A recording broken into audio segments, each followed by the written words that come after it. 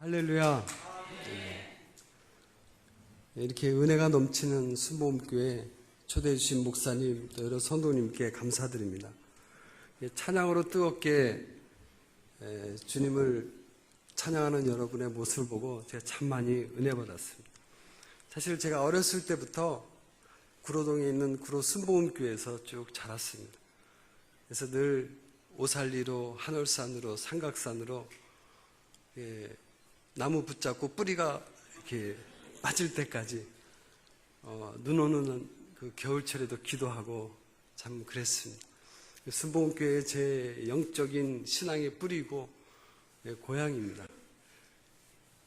사실 예전에는 순복음 제가 제 신학을 장신대에서 했는데 그때는 신대원이 없어서 참 순복음에서 하고 싶었는데 아무튼 그때 저에 대한 정보가 좀 미흡해서 이렇게 장로회 쪽으로 갔지만 늘 이렇게 순복음 하면 제 고향입니다. 처음 이렇게 순복음교회에 서본 것 같습니다. 아무튼 이렇게 초대해 주셔서 감사합니다. 사실 저는 어렸을 때 중학교 때 여의도에서 엑스포 집회가 76년, 79년 두 번 했는데 그때 서원을 했습니다. 선교하겠다고. 그리고 이제 사실 잊어버렸어요. 그러고 나서 이제 고등학교에서 이제 국어를 가르치면서 사실 늘 기도 제목이 있었어요. 하나님, 정말 하나님을 뜨겁게 사랑하고 싶습니다. 신자 되기 원합니다. 참마음으로. 주님 앞에 정말 바른 성도가 되고 싶습니다. 하나님이 인정하는 하나님 마음에 합한 그런 예수 믿는 사람이 되고 싶습니다. 참 많이 기도했습니다. 이거 틀어주셨나요? 기도하는데 찬송가 311장 내 너를 위하여 몸 버려 피 흘려 내 죄를 속하여 살 길을 주었다. 널 위해서 십자가에서 몸과 피를 다 주건만 너는 날 위해 무엇 주느냐. 찬양을 하면서 예수를 믿는다는 게 뭔가. 사실 그때 이제 교회 집사로 또 고등학교에서 국어를 가르치면서 교회학교 교사하고 학교에서 기독 학생반 또 이렇게 해서 성경 공부도 가르쳤지만 늘 한 가지 부족한, 늘 아쉬움이 있었어요. 근데 우리 주님께서 정말 너가 날 사랑하느냐? 내가 십자가에서 물과 피를 다 쏟아서 내 심장이 터져가면서 너를 사랑했듯이 너도 그런 사랑을 나한테 달라. 그걸 깨닫게 해주셨어요. 내가 주님을 사랑한다는 것이 주일날 또 이렇게 기도회 때 잠깐 오는 게 아니라 내 삶의 전부를 원하는 것을 깨닫게 해주셨어요. 99.9%가 아니라 100%의 내 삶을 다 원하시는 걸 깨닫고 제가 내가 가장 젊었을 때 힘이 있을 때 최선의 것을 우리 주님께 드리고 싶다 이렇게 결단하고 학교를 그만두고 신학을 하고 지금까지 이렇게 거의 19년 동안 선교 사역을 이렇게 해왔습니다. 제 사역이 이제 아마존이어서 아마존에서 선교했다면 사람들이 대단하다 이렇게 생각하는데 사실 그렇지 않습니다. 제가 이제 국어 선생이었는데 한국말도 많이 이제 잊어버렸어요. 말도 서툴르기도 하고 집에서는 늘 구박받아요. 한국말 못한다고. 그리고 한국에 오면 이제 문화 충격으로 촌놈이 돼서 감이 떨어져서 제가 사실 적응도 잘 못하고 늘 이렇게 부족한 듯이 이렇게 살아가고 있습니다. 그럼에도 불구하고 이게 아마존에서 하나님께서 참 많은 축복을 주셨어요. 사람들은 선교하면 내가 포기하고 내려놓고 희생하고 그리고 선교지에 간다고 이렇게 하는데 저는 선교는 축복이고 감사고 기쁨이 넘치는 그걸 참 많이 체험했습니다. 물론 이제 아마존 환경이 덥고 벌레가 있고 그렇지만 그것에 비할 수 없는 큰 하나님의 복을 저에게 주셨어요. 시편 23편 1절 말씀대로 여호와는 나의 목자시니 내가 부족함이 없는 그런 은혜를 주셨어요. 근데 부족함이 없다라는 말이 여러분 오해하실 것 같아요. 선교사니까 기도하면, 아파서 기도하면 병도 낫고, 뭐 이렇게 차가 필요하면 차도 주시고, 사실 그런 뜻이 아닙니다. 원래 부족함이 없다라는 것은 여호와는 나의 목자시니 나는 더 이상 바랄 것이 없습니다. 주님 한 분으로 만족합니다. 근데 사람들은 그렇게 생각하지 않잖아요. 우리 신명기 2장 7절에 보면 내 하나님 여호와가 너의 하는 모든 일에 내게 복을 주고 내가 이 큰 광야에 두루 행함을 알고 내 하나님 여호와가 이 40년 동안 너와 함께 하였으므로 내게 부족함이 없었느니라. 똑같은 히브리어 단어가 시편 23편에 신명기 2장에 똑같이 쓰이거든요. 사실 이스라엘 백성들은 광야 40년 동안 늘 불평했잖아요. 애굽에 있을 때는 값없이 생선과 뭐 수박과 부추와 파, 마늘을 먹었는데 여기서는 부족하다, 물도 없고 이게 없다, 늘 부족하다고 이게 투덜대고 불평했잖아요. 근데 하나님은 그러지 말라. 내가 너와 함께하면 넌 그것으로 만족하라. 어떤 상황이든지 간에. 광야 40년 그 길을 가면 사실 부족하잖아요. 하나님은 불평하지 말고 그 환경에서 하나님이 불기둥, 구름 기둥으로 인도하심 그 자체로 감사하며 만족하라 라는 그런 은혜를 주셨어요. 여호와는 나의 목자시니 내가 주님 한 분으로 만족하겠습니다. 아파도 어떤 상황에도 감사하며 살겠습니다. 그런 은혜를 이렇게 주셨습니다. 여러분도 이 자리에 오신 모든 분들도 정말 주님이 내 목자가 되시고 내 하나님이 되시니 자족하며 만족하며 감사하기를 주의 이름으로 축복합니다. 예수 믿는 우리가 여러분이 이곳에 왜 오셨습니까? 기도 제목이 무엇입니까?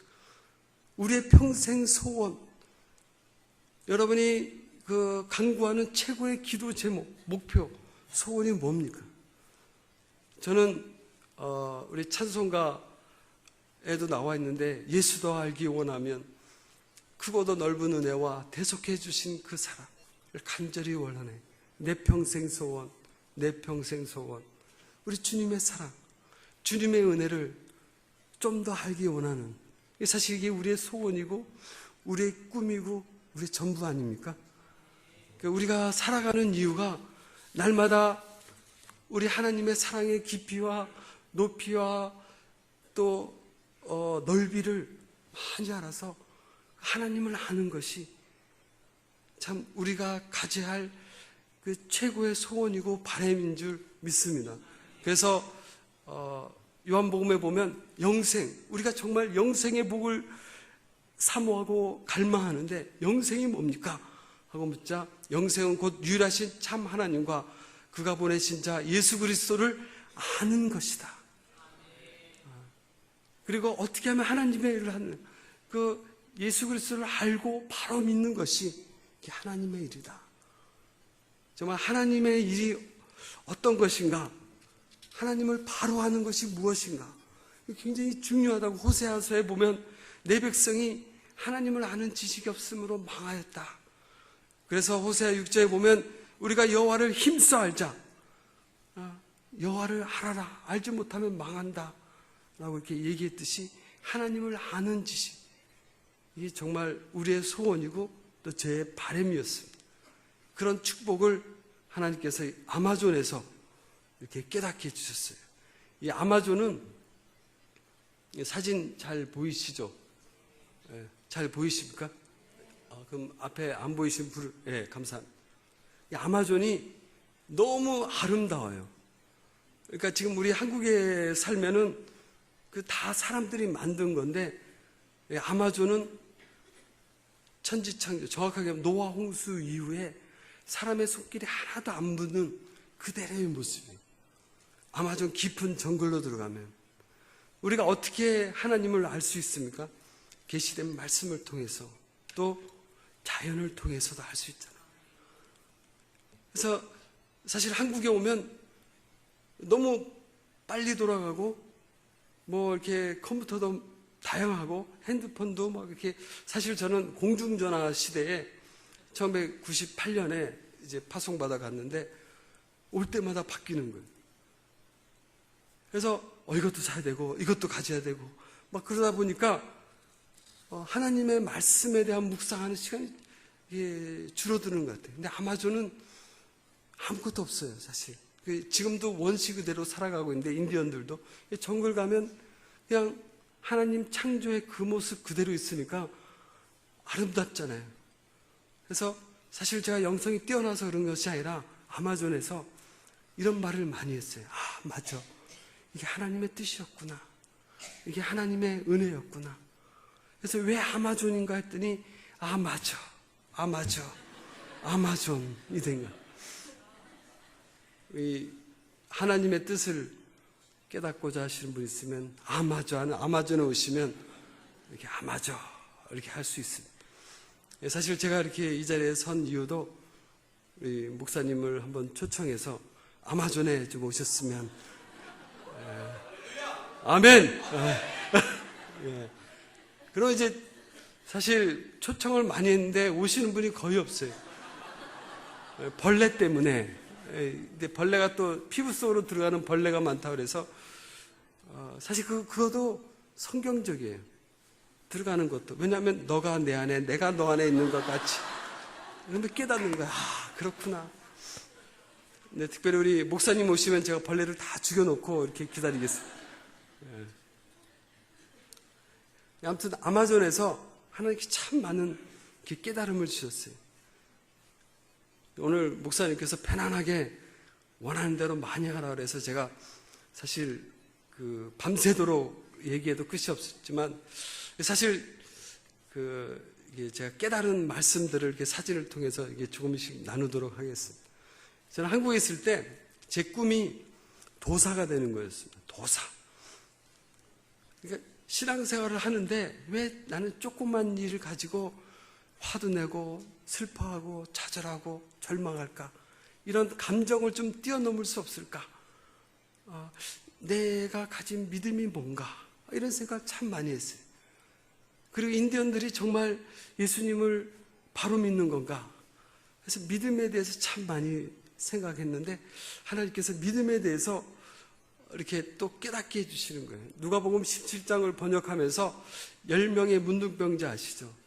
그래서 10명이 고쳤는데 한 명 사마리아인이 돌아와서 보면 예수의 발 아래 엎드려 감사하니 주님 앞에 감사했어요. 예수님께서 가라 내 감사가 너를 구원하였느라 하지 않고 내 믿음이 정말 믿음이 뭔가? 믿음은 감사구나. 어떻게 해야 믿는 사람의 그걸 알 수 있을까? 감사할 때 목사님 감사합니다. 여보 고마워요. 우리 집사님 감사해요. 항상 감사하는 자가 참 믿음의 열매고 표시고 또 이렇게 믿음의 상징이 아닌가 이렇게 싶습니다.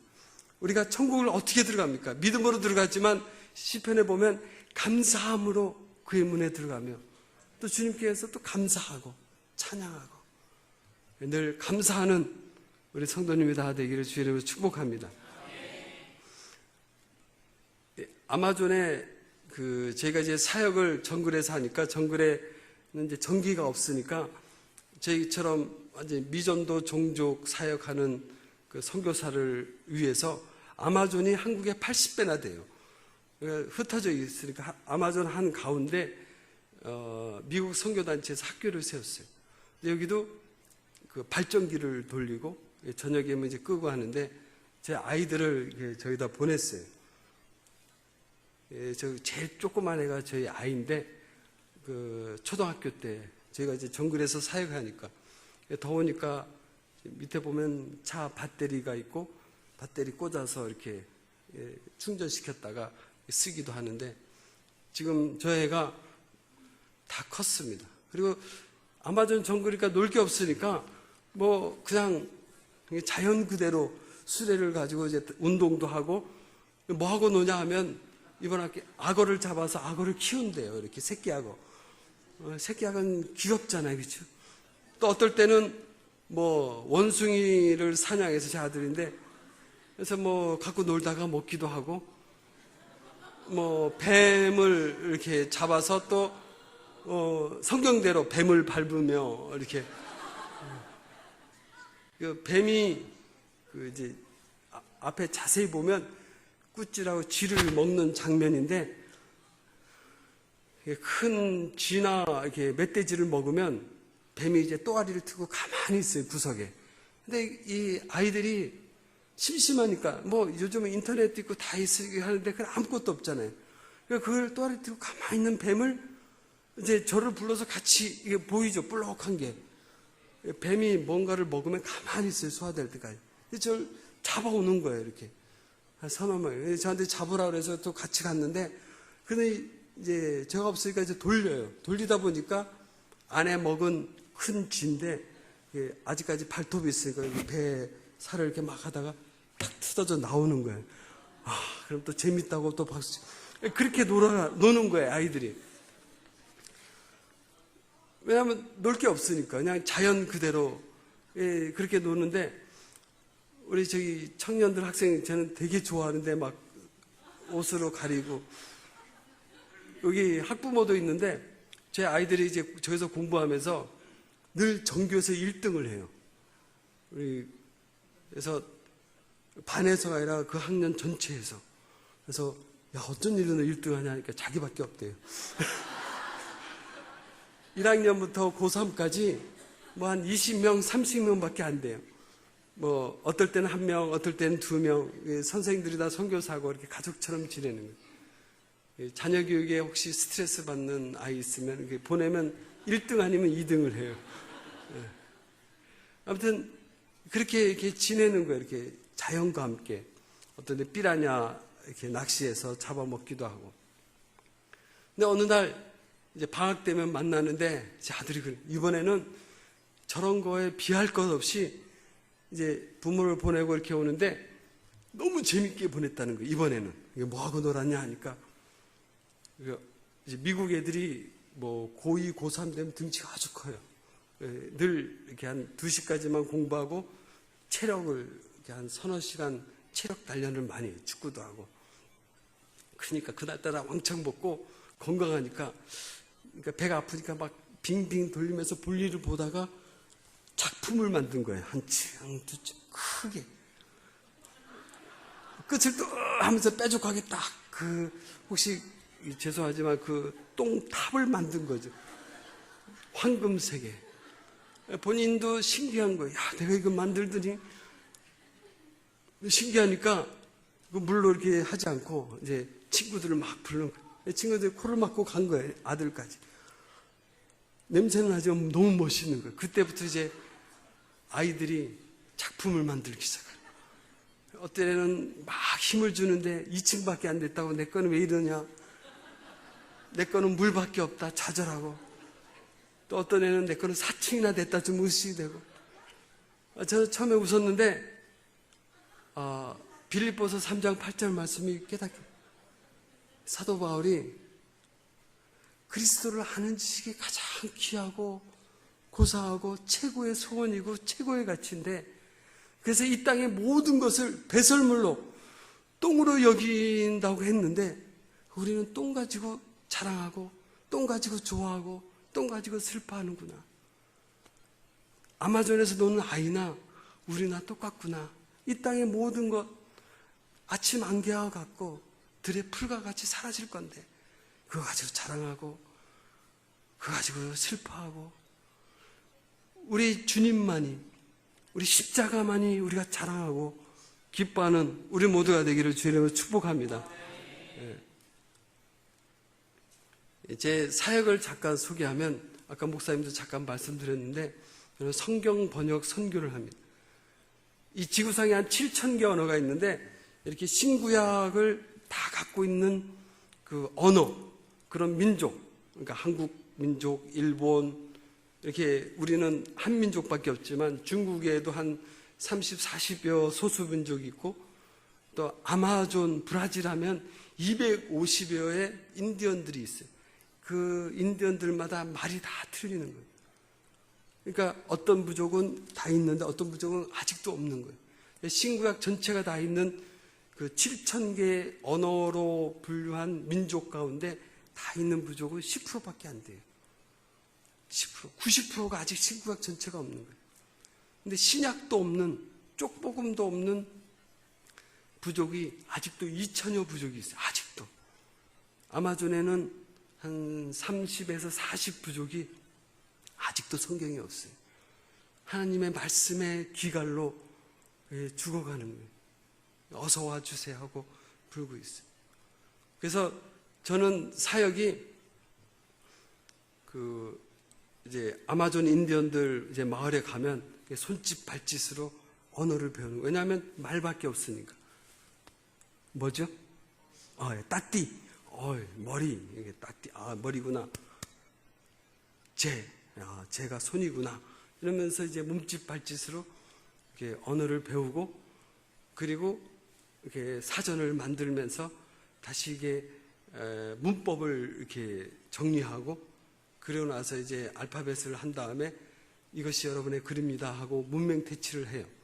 그리고 나서 그들의 그 말과 글로 성경을 번역하는 그런 일을 하고 있어요. 왜냐하면 그 선교사가 선교지에 영원히 있을 수 없지만 이들이 읽고 듣고 지킬 수 있는 하나님 말씀이 있으면 그 말씀이 그들을 든든히 영원히 세울 수 있으니까 사실 선교에서 가장 중요한 게 말씀이잖아요.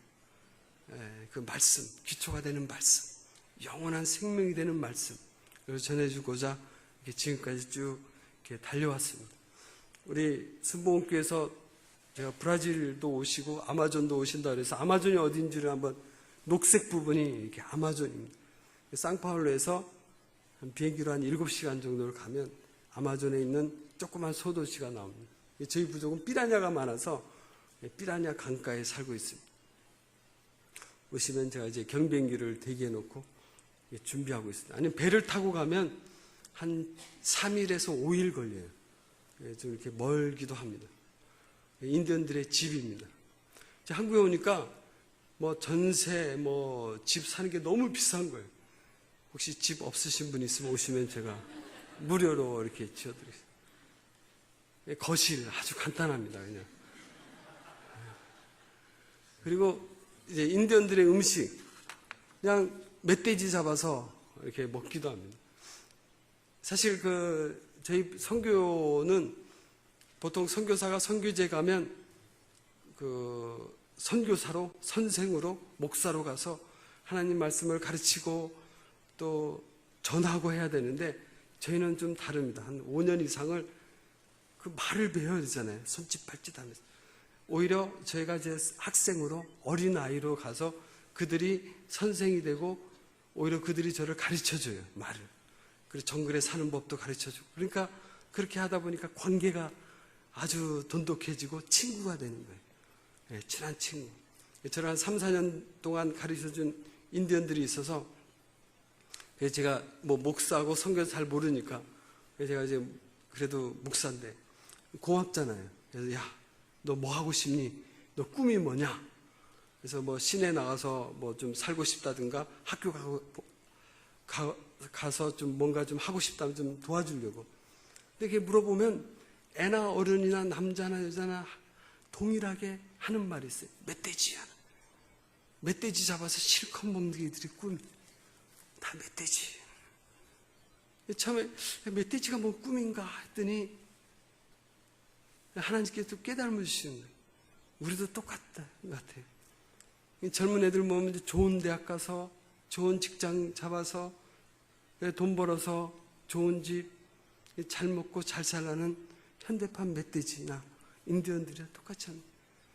우리 예수님이 우리의 전부가 되고 우리의 꿈이 되고 우리의 모든 것이 돼야 되는데 물질주의 따라가는 현대인들이나 인디언들이나 똑같은 것 같아요.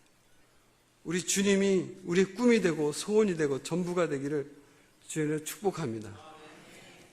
아이들은 이제 간식이나 장난감이 필요 없어요. 새총으로 원숭이, 새끼 원숭이 떨어뜨린다. 그걸 가지고 놀다가 배고프면 잡아먹으면 되는 거예요. 표범, 푸마. 정글의 법칙 한국에 막 있는데 사실 정글의 법칙이 아니에요. 정글의 법칙은 죽느냐 죽이느냐, 먹느냐 먹히느냐예요. 그러니까 내가 표범을 죽이지 않으면 표범이 나를 죽이고, 내가 표범을 잡아먹지 않으면 표범이 나를 잡아먹잖아요. 그렇죠? 그래서 이렇게 닥치는 데도 잡고 먹고 그러는 거예요. 악어도 그래요. 저는 처음에 가서 크리스마스가 됐는데 크리스마스 찬양이 없잖아요. 고요한 밤, 거룩한 밤. 그래서 크리스마스 행사를 위해서 이렇게 고요한 밤, 거룩한 밤을 바나마 말로 번역하고, 그래서 이제 크리스마스 행사는 중요한 날, 예수님이 오셨다. 우리를 위해서. 그래서 그 예수님을 믿으면 우리 영원히 죽지 않고 천국 갈 수 있다. 그래서 아주 고요한 밤, 거룩한 밤에 왕이 나셨다. 그래서 이제 번역해서 크리스마스 의미를 알려주고 한 거예요. 너무 좋아하는 거예요. 제 아내가 제가 사실 찬양을 잘 못하는데, 아내가 한 300번에서 400번을 이게 알려주는 거예요. 그래서 제 찬양팀 너무 잘해서 한번 이 찬양팀을 모시고 가고 싶은데, 그래서 300번, 400번을 한 다음에 알려주니까 좋아서 크리스마스 행사를 마쳤는데 1년 내내 찬양하러 갈 때도 고요한 밤, 빨래하러 때도 찬양을 좋아하는 거예요. 그래서 이제 찬양을 처음에 16곡을 번역해서 만들고 나중에 70곡까지 이렇게 번역을 해서 이제 만들었어요. 다 우리 어렸을 때 주일학교 그 찬양들을. 그래서 지금은 제가 없어도 이 찬양집으로 하나님을 찬양하고 예배하는 그런 모습입니다. 예. 그래서 저는 보통 이제 성경 번역이 창세기부터 계시록까지 다 이렇게 하나하나 단어별로 하는데, 인디언들이 글 읽기를 싫어하는 거예요. 왜냐하면 해가 뜨면 배가 고프면 사냥하거나 낚시하고, 그리고 해가 지면 자고 하니까 문명의 개념을 잘 모르는 거예요. 그래서 쪽복음을 전해줘도 안 읽는 거예요. 근데 이야기를 하면 굉장히 좋아해요. 뭐 천지창조 이야기, 뭐 아브라함 이야기, 모세 이야기, 뭐 또 삼손 이야기, 예수님 탄생 얘기, 하나님 나라 이야기를 들려주면 그대로 기억했다가 똑같이 얘기해요. 그래서 구전문화권이라고 하잖아요. 그래서 저는 이제 이야기 성경을 만들었어요. 그래서 바나와 이야기 성경을 했고, 제가 없어도 이 성경을 통해서 이제 이들이 스스로 이렇게 말씀 대신에 하고, 근데 그래도 잘 안 읽는 거예요. 글자를 떠듬떠듬 잘 모르니까. 그러다 이제 그림을 계속 그리고 있습니다. 그래서 아마 올 말이면 바나와 이야기 그림 성경을 이렇게 마칠 예정입니다.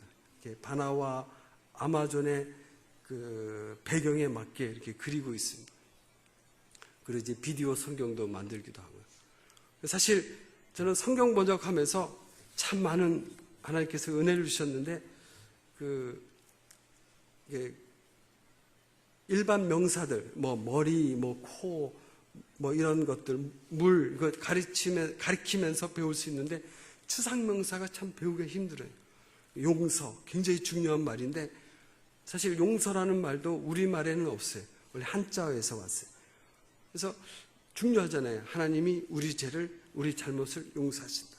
용서란 말이 중요한데 없고 잘 모르니까 한번 옆 사람 이렇게 같이 앉아 있다가 발을 한번 팍 밟아봤어요.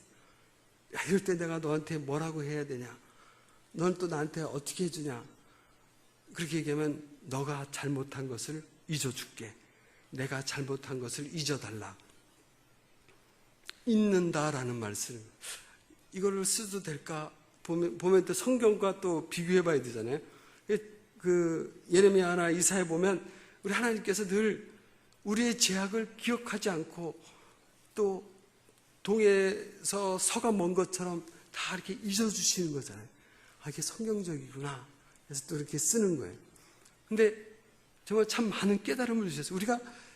우리 주위에 잘못한 사람들이 많은데, 처음에는 용서해주잖아요. 그래, 내가 용서해줄게. 또 하면 용서해줄게.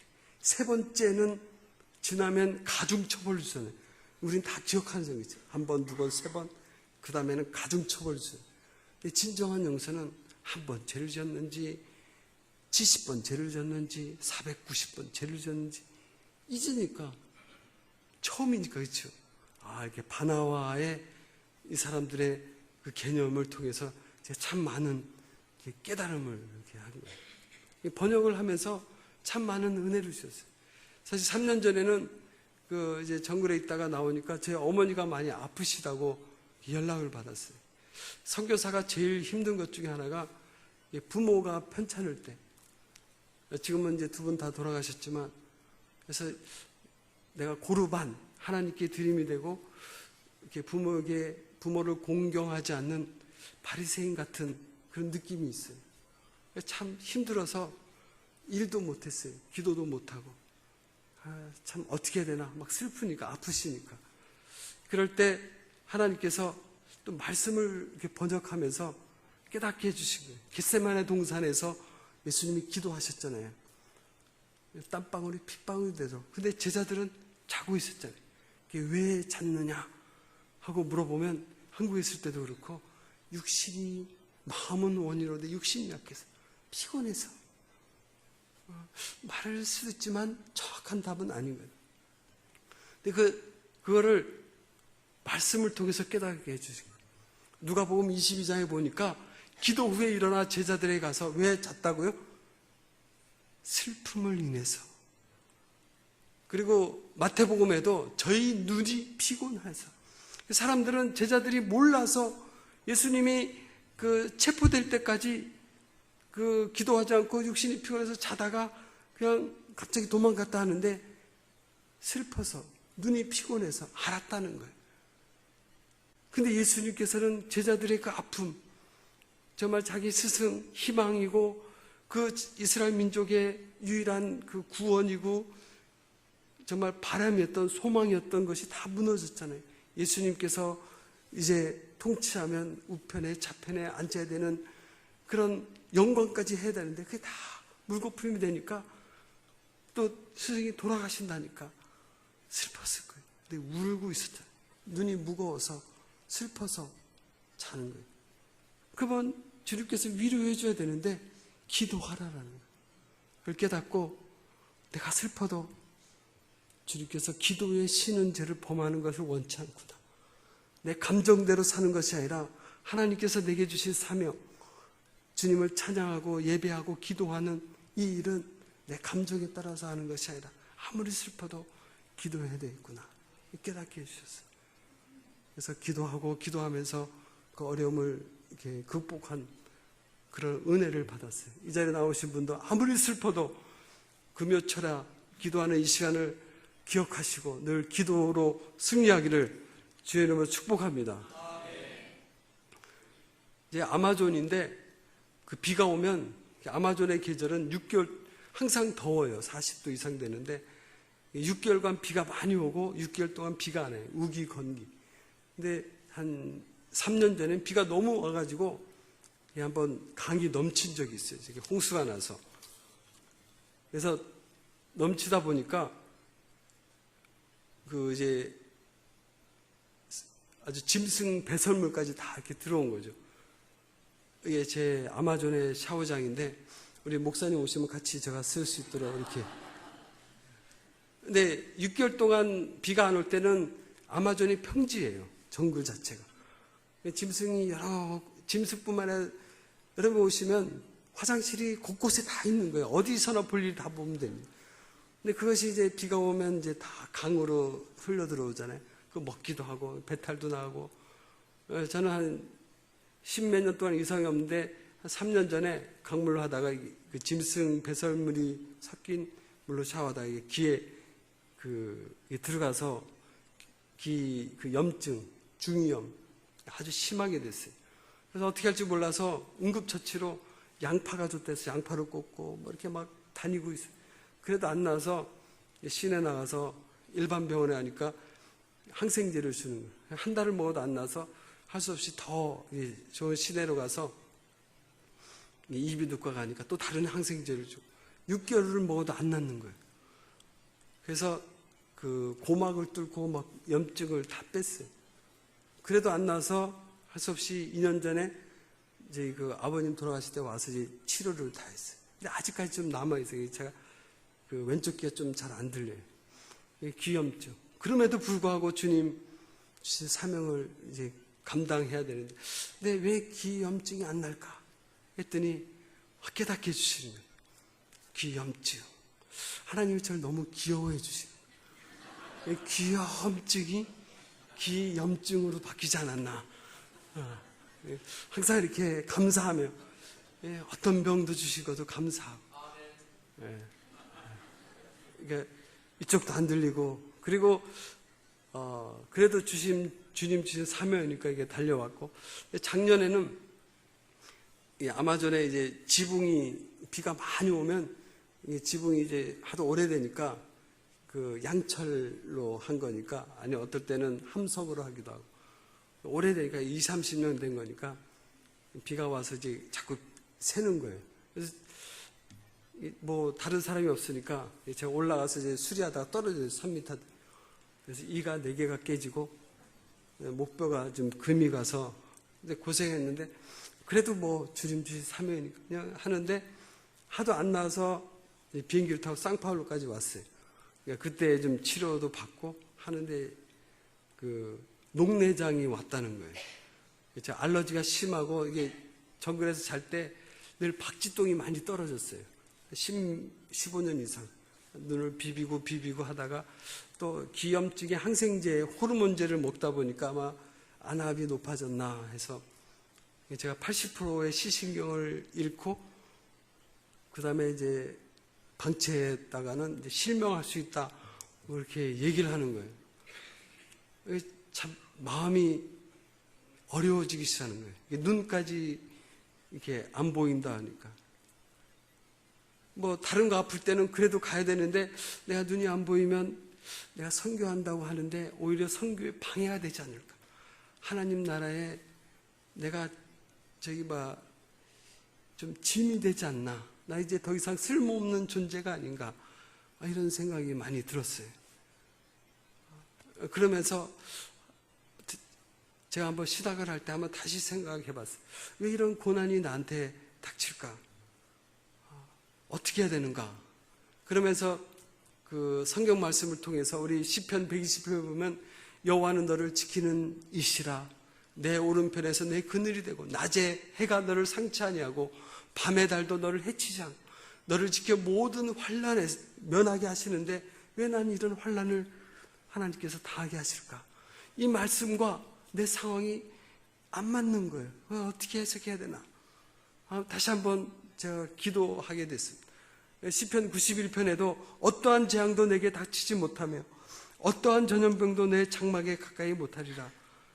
천사를 명하여 너를 지키게 하신다로 했는데, 또 시편 23편에도 사망의 음침한 골짜기로 다닐지라도 해를 두려워하지 않는 것은 우리 하나님께서 나와 함께 하신다고 그랬는데, 베드로전서 3장에도 너희가 열심으로 선을 향하면 누가 너희를 해하리요? 하나님이 지켜주신다는데 왜 나는 해를 받을까? 내가 뭐가 잘못했는가? 여기 다시 한번 생각하면서 기도하게 됐습니다. 그럴 때 예전에 읽었던 그 토저라는 그 목사님이 쓴 책을 다시 한번 보게 됐습니다. 해의 정의가 나와 있더라고요. 그러니까 손해, 피해를 할 때 해란 일반적으로 물건의 가치가 떨어지거나 양이 줄어들어 그 원래 기능, 사명을 감당하지 못한, 이렇게 물컵이 있는데 이게 탁 떨어지면 깨지면 물 담을 수도 없고, 가치도 뭐 이게 10,000원이면 그냥 제로로 될 수가 있잖아요. 그럼 손해, 피해, 해를 받은 거잖아요. 근데 이게 반대로, 예를 들어서 아파서 있는데 진주 조개와 진주가 있잖아요. 그 조개, 일반 조개에 티끌이 들어가면 많이 병이 들어가면 아프잖아요. 왜 이런 아픔이 나에게 올까? 왜 이런 고난이 내게 올까? 근데 그 고난을 통해서 진주가 나오잖아요. 그러면 일반 조개와 진주 조개는 가치가 떨어진 거 아니잖아요. 그렇죠? 해받은 게 아니잖아요. 그렇죠? 제가 다이아몬드를 깎는 걸 한번 예전에 비디오를 본 적이 있어요. 원석이 뭐 그냥 이만하다면 그 다이아몬드 아까운 원석을 깎아요. 뭐 그것도 한 번, 두 번 깎는 게 아니라 54번에서 56번을 깎아요. 그럼 양이 줄어드는데도 가격은 더 높은 거예요. 하나님께서 깨달음을 주신, 내가 아프고 고난을 받았지만 이것을 통해서 하나님의 입장에서 볼 때 하나님이 나를 더 귀하게 보시면 나는 해받은 게 아니구나. 여전히 나를 귀하게 보시면 나는 여전히 존귀한 자구나. 이 말씀이 나와 상충되는 것이 아니라 이 말씀이 맞는구나. 하나님의 입장에서 볼 때 나는 여전히 존귀하구나. 세상 사람들의 입장에서 보고 사람들의 관점에서 보면 나는 정말 아파서 아무것도 없고 쓸모없는 사람이 될 수 있지만 우리의 마음을 보시는 하나님, 우리 중심 보시는 하나님께서 귀하게 여기시면 나는 여전히 존귀한 자구나. 우리가 말씀에도 욥기 23장에도 나의 가는 길을 우리 하나님께서 하시나니 하나님께서 나를 단련시킨 후에 재정적으로 건강적으로 내가 정금처럼 나오고 나를 귀히 보시니까 심지어 우리의 죽음조차도 깨져서 산산조각이 날다 하더라도 하나님 보시기엔 귀중한 것이면 우리는 늘 존귀한 자구나. 이 말씀이 나의 상황이 반대가 되는 것이 아니라 하나님 입장에서, 말씀의 입장에서 보니까 은혜를 받고 내가 눈이 멀지라도 내가 쓸모없는 존재가 아니라 내게 주신 사명, 어떤 상황에서든 간에 주님을 찬양하고 예배하고 그의 이름을 높이면, 내 기능을 감당하면, 내게 주신 사명을 감당하면 주님 안에서 내 가치는 내가 연약할수록 더 귀히 여기시는 그 아버지의 사랑, 상한 갈대로 꺾지 아니하시고 꺼져가는 심지를 끄지 아니하시는 그 아버지의 사랑을 통해서 내가 존귀한 자가 되는 거예요. 제가 회복하고 다시 이렇게 사역을 계속하게 됐습니다. 이 자리에 나오신 많은 분들이 계시는데 연세도 많고 또 아프신 분도 있고, 나는 이제 더 이상 교회 또 하나님 나라를 위해서, 선교를 위해서 많은 일을 못하는데 쓸모없는 존재가 아닌가. 그렇잖아요. 우리 주님은 여전히 나를 사랑하시고 내 마음을 보시는 하나님, 끊을 수 없는 사랑으로 나를 늘 사랑하시는 하나님. 여러분 한 사람 한 사람을 존귀히 보시는 그 아버지의 사랑, 그 사랑이 있고 승리하기를 주의 이름으로 축복합니다.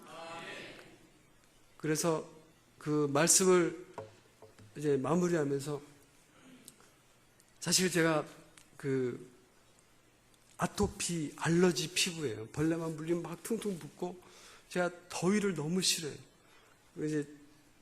이제 아마존 그 바나와 부족의 찬송가도 번역했고 스토리텔링 이야기 성경책도 됐으니까 한 4년 전인데, 하나님 이제 이만하면 됐지 않습니까? 이제 이들이 이 이야기 성경책과 찬양으로 예배 드리니까 좀 쉬고 좋은 시원한 추운 곳으로 좀 가고 싶습니다. 기도했었어요. 그때 하나님께서 오늘 본문 말씀을 이렇게 그때 큐티하고 생명의 삶을 통해서 큐티하고 있었는데 주신 거예요. 요한복음 6장 말씀을 통해서. 요한복음 6장 보면 우리 예수님께서 제자들에게, 하나님을 믿는 제자들에게 말씀을 전했어요. 근데 그 말씀이 어려워서 많은 제자들이 주님 곁을 떠났습니다. 그 말씀이 자신의 머리와 이성으로 이해하기 힘들다고 떠난 거예요. 예수님의 말씀인데도 불구하고 자기에 맞지 않으면 떠나는 거예요. 그럴 때 예수님께서 12제자에게 너희도 가려느냐? 그럴 때 시몬 베드로가 하는, 주여 영생의 말씀이 여기 계시는데, 영생의 말씀이 주께 여기 있는데 우리가 누게로 어디로 가겠습니까? 이 말씀을 통해서 주님, 정말 영생의 말씀, 이 주님께서 이 아마존 이 바나와 아무도 찾지 않는 잊혀져가는 정말 이 그 나약한 아주 그 들리지도 않는 그런 가냘픈 신음소리에도 귀를 기울이시고 이들에게 영생의 말씀을 주고자 저를 보내셨는데, 이들이 읽고 듣고 지키는 복된 자가 되기까지 이게 제가 사명을 감당해야 되는데 좀 덥다고 힘들다고 떠났던 거 주님 용서해 주십시오 하고 사명을 계속 감당하게 됐습니다. 우리 이 자리에 나오신 분들도 한국에 재정적으로 경제적으로 어려웠고 또 몸도 힘들고 그럴 때 어디로 가겠습니까? 어디로 갈 수 있어요? 영생의 말씀이 이곳에 있는데 주님께서 핏값을 센 이 교회에서 떠나지 말고 기도하고 부르짖고 영생의 말씀을 내가 받을 수 있도록 그런 믿음의 용사가 되기를 주의 이름으로 축복합니다. 우리 한번 다 같이 옆 사람에게 당신은 하나님께 소중한 사람입니다. 당신은 나에게 소중한 분입니다. 이렇게 얘기하고 우리 다 같이 찬양, 아버지 사랑, 우리 찬양하고 제가 기도하고 마치겠습니다. 아버지 사랑 내가 노래해. 거짓 없는 그 사랑, 꺼져가는 등불을 끄지 아니하시는 그 하나님, 그 사랑 간직하고 어렵고 힘들더라도 그 사랑 힘입어서 승리하며 이 세상 사람들이 감당하지 못하는 믿음의 용사가 되기를 주의 이름으로 축복합니다.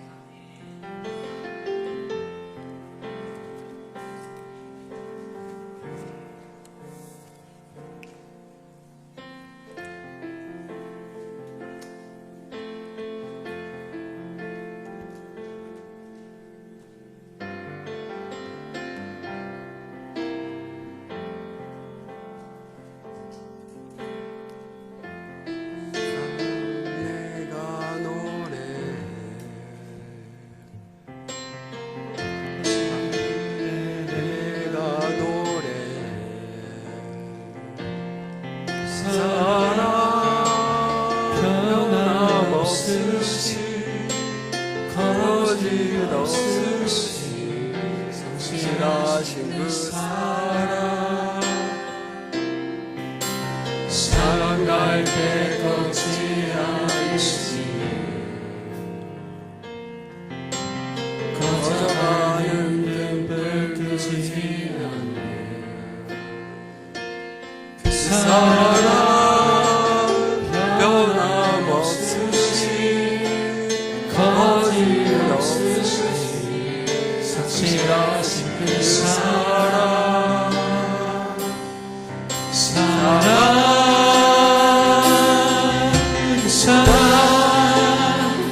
날 위해 주신 날 위해 사신 예수 그리스도 다시 오실 그 사랑 죽음도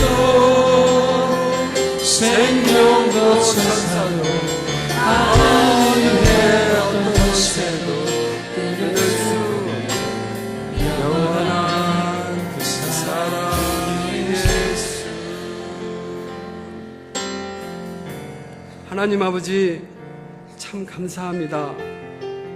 우리를 사랑하시되 십자가에서 물과 피를 다 쏟으시고 죽음도 그 어떤 권세도 천사도 끊을 수 없는 그 사랑으로 우리를 이 모습 그대로 죄인된 모습 그대로 우리를 사랑해 주셔서 감사합니다.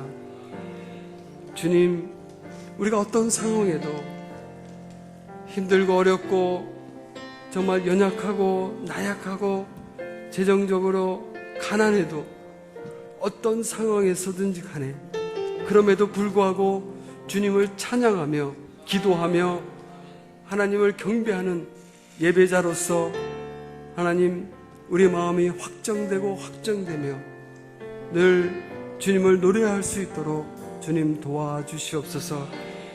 나를 사랑하시는 그 사랑에 힘입어 이 세상 사람들이 감당하지 못하는 믿음의 용사들이 다 되게 도와주시옵소서. 예수님의 이름으로 기도드립니다.